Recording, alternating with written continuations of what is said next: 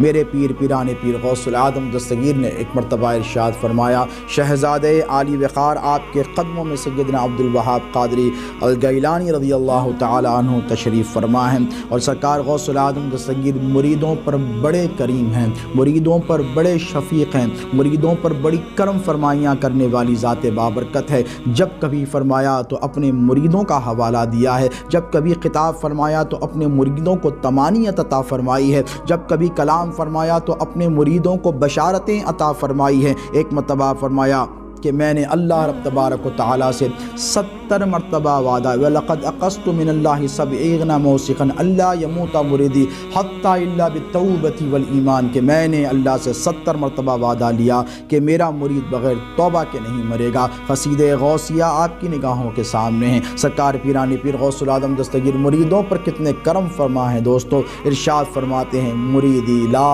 تخف اللہ ربی، کہ اے میرے مرید ڈر مت، اللہ میرا رب ہے۔ مریدوں کو بشارتیں عطا فرمائی ہیں۔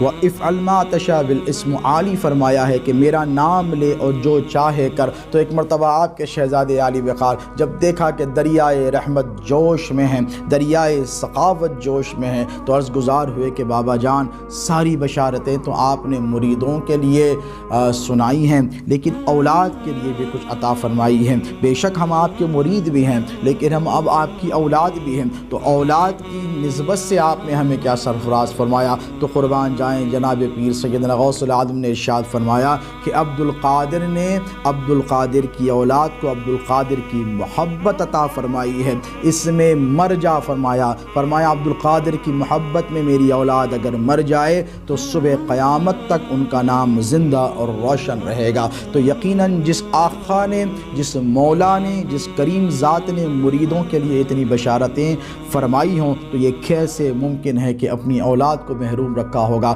خدا کی عزت کی قسم، غوث العظم دستگیر کی اولاد کو دوہرا شرف حاصل ہے۔ ایک تو یہ کہ وہ سچے پکے اپنے جد کریم کے مرید ہیں، مرید صادق بھی ہیں، اور دوسری طرف سرکار غوث العظم دستگیر کا لہو، ان کا خون مبارک ان کی رگوں میں دوڑ رہا ہے۔ انہی میں سے ایک ذات بابرکت سرکار سیدنا موسیٰ قادری رضی اللہ تعالی عنہ کی ہے۔ آپ حضور سیدنا عبداللطیف لاہوری الحموی رضی اللہ تعالی عنہ کے 5ویں پشت میں پوتے ہوتے ہیں۔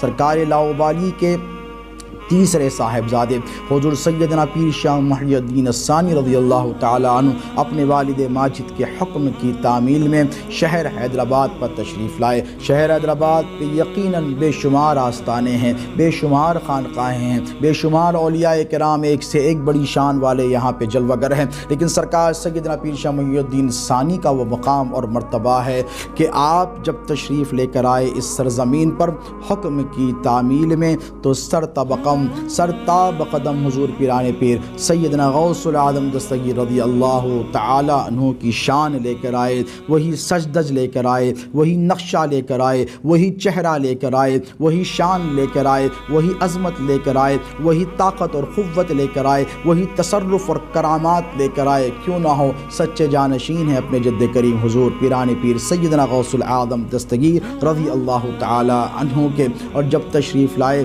تو ہزاروں بندگان خدا کو سرکار پیر شاہ محی الدین الثانی رضی اللہ تعالی عنہ نے اپنے فیضان کا صدقہ عطا فرمایا، اپنے دادا کی خیرات سے سرفراز فرمایا۔ شہنشاہ عالمگیر اورنگزیب کو کون نہیں جانتا، پائے اقدس کو چومنے کا متمنی ہے، بارہا معروضہ کرتا ہے کہ میں آپ کی قدم بوسی کرنا چاہتا ہوں۔ لیکن دیکھیں کہ آج اس دور میں جہاں کدورتیں، نفرتیں پائی جاتی ہیں، سرکار موسیٰ قادری کے جد کریم حضرت پیر شاہ محی الدین ثانی نے صبح قیامت تک لوگوں کو یہ درس دیا۔ اورنگزیب سے کہتے رہے کہ میں نہیں ملتا، میں نہیں ملتا، آخرکار کہنے لگا قدم بوسی سے پاؤں چوم کر آپ کا چلا جاؤں گا۔ تو کمرے میں سے، چلمن میں سے اپنے قدموں کو باہر نکال دیا اور کہا کہ جتنا وعدہ کیا تھا پورا کیا جا رہا۔ ہاتھ جوڑ کر کہنے لگا کہ میں آپ کا دیدار کیوں نہیں کر سکتا، تو ذرا غور و فکر سے سنے سرکار کے الفاظ۔ ارشاد فرمایا کہ میں تجھ سے اس لیے نہیں ملتا، اس لیے چہرہ نہیں دکھاتا کہ تجھے ہمارے کسی بھائی سے ارادت ہے، تو ان کا مرید ہے، ایسا نہ ہو کہ تو ہمیں دیکھے تو خلل پیدا ہو، ہم خلل پیدا کرنے نہیں چاہتے۔ تو دیکھیں کہ کس قدر رواداری تھی، کس قدر لحاظ تھا، کس قدر محبت تھی، کس قدر ایک دوسرے سے محبتیں اولیاء کاملین کیا کرتے تھے۔